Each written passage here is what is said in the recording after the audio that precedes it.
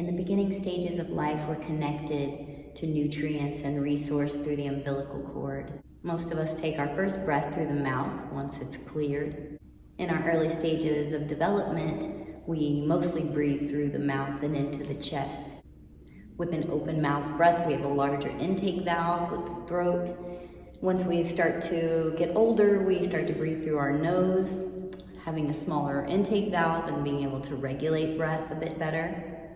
And we may continue to breathe mostly into the chest until we learn belly breathing. I learned belly breathing during panic attacks in high school. I couldn't get breath into my body. I had really shallow breaths into the chest, just causing me to hyperventilate and not get enough oxygen. So I was taught to belly breathe. Belly breathing makes it easier to take a deeper breath. There's no bones around the belly, so we can protrude the belly to try to suction more air down. I would consider this the intermediate breath, because eventually we want to get to breathing into the full container of the body.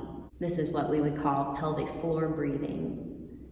Let me first say, when we breathe, we're only taking air into the lungs. There's no air that fills up the belly or fills up inside the chamber of the chest. Unless you have a punctured lung, then there isn't any oxygen that's going to seep into the body.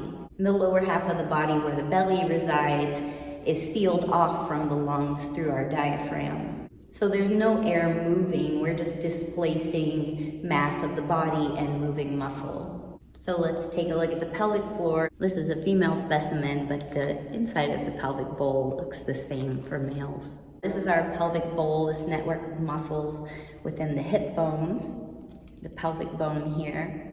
Now the pelvic bone is very similar to the shoulder girdle. It has this opening in the center, in the shoulder girdle where our head comes out, and the pelvic floor, it's where our urinary tract, our defecation system releases through the openings of the pelvic floor. So the muscles are kind of woven together, and there are openings within that allow things to move out, but it also holds our organs in the body.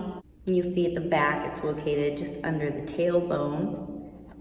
So it's right at the base of the spine. This is all very nerve-rich muscle coming right off of the spinal cord. So we want to keep these muscles loose and relaxed and allowing energy and vibration, blood and oxygen to move easily through this area. When we're pelvic floor breathing, we can expand and bring oxygen and circulation to the area. When we belly breathe, the muscles of the abdomen are actually pulling up on the pelvic floor in order to push the belly forward. I'll give a demonstration of what pelvic floor breathing versus belly breathing looks like in the body. So when I belly breathe, my belly comes forward on the inhale, and exhale, the belly comes to spine. In order to move my organs forward, I have to displace the muscle down here in and up to help move everything forward. Then exhale, belly to spine. Also notice when I bring my belly forward, it kind of brings a little arch to my back. It's harder to lengthen through my spine. So here's belly breath.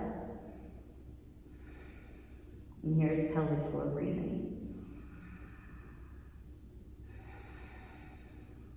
I can actually get a lot deeper breath when I'm inflating both chambers of the body, the upper chamber and the lower chamber. And that's because when the pelvic floor moves down, the organs can move down. It actually kind of suctions the diaphragm downward. And as it suctions the diaphragm downward, I can expand farther into the chest and through the collarbone and shoulders. My lungs are in the top part of my chest, moving down to the bottom of my ribs. If I'm belly breathing and widening this part of the body, I'm actually only getting an expansion mostly through the bottom of the ribs. And what's happening when I expand through the center is that I'm having to squeeze or compress the tops and the bottom to get that center forward. So remember, I'm not pulling breath in. There's no air to inflate that belly. I'm displacing my organs forward rather than down. When I can move my organs down, I can lengthen through my spine much better. I'll try to use this balloon as a visual. So if I want to expand in the belly, move the belly forward, then I'm either going to have to compress the body or squeeze at the top and bottom to inflate the center. If I want to get more air into the upper part of this chamber and the base of this chamber, then I can constrict in the center and squeeze into the center so that I can inflate more like a hourglass instead of a balloon in the body. Also notice the difference in my chest when I belly breathe versus pelvic floor breathing. If I belly breathe, you see that I'm pulling down on my chest, and exhale, belly to spine. Inhale, belly comes down, kind of pulls my shoulders forward. If I pelvic floor breathe, you see my chest is more space to expand and lift. You even notice at the base of my body, moving down and out.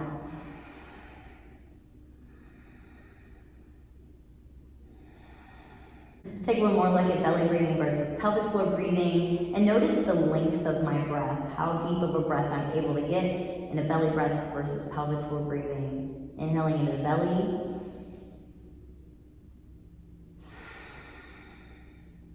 Inhaling into the pelvic floor.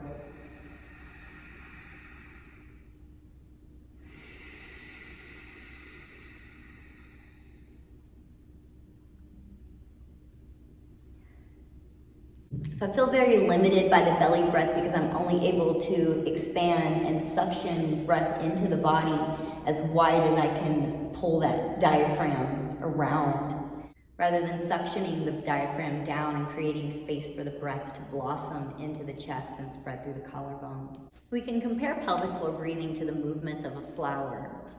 In the inhale, the flower is blossoming upward, rooting down, roots are spreading into the earth. On exhale, it's retracting, pulling inward, compressing and releasing the breath.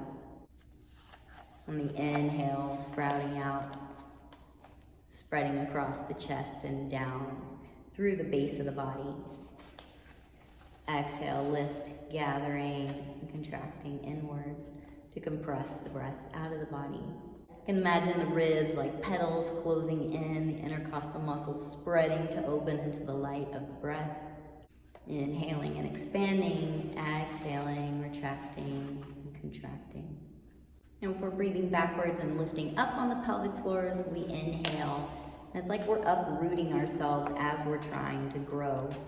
So we're cutting off our resources to nutrients and fluidity. So what we want to do is expand in both directions, root down into the ground and blossom upward, suctioning and creating that channel to move the nutrients in between, gathering and lengthening through our suctioning stem in order to connect these two areas. Create that traction and extension through the spine. Exhale, closing down, compressing the air out of that main pump to cleanse and detoxify. When we apply the pelvic floor breathing, the bouquet of the breath can really spread through the chest and ground our body through the base. And on the exhale, lift and gather everything to compress the breath out of the body. Versus belly breathing, where we get that tapering effect of widening the middle of the body. Possibly even overstretching the muscles of the abdomen, making it more difficult to create that girdle of support for our core and low back. And again, when that belly comes forward, it's pulling, the abdominal muscles are pulling on that pelvic floor, contracting and tightening. We need those nerve pathways to be open at the base of the spine so that our body has full connection and the ability to ground our nervous system. If you ask Google, the answer will be the intermediary breath, breathing into the belly to vacuum, breath into the lungs. But you have all you need to experiment a body and the ability to breathe in order to test the pelvic floor breathing versus the belly breathing and see which one really gives you more space and vacuum in order to allow our lungs to flood with oxygen.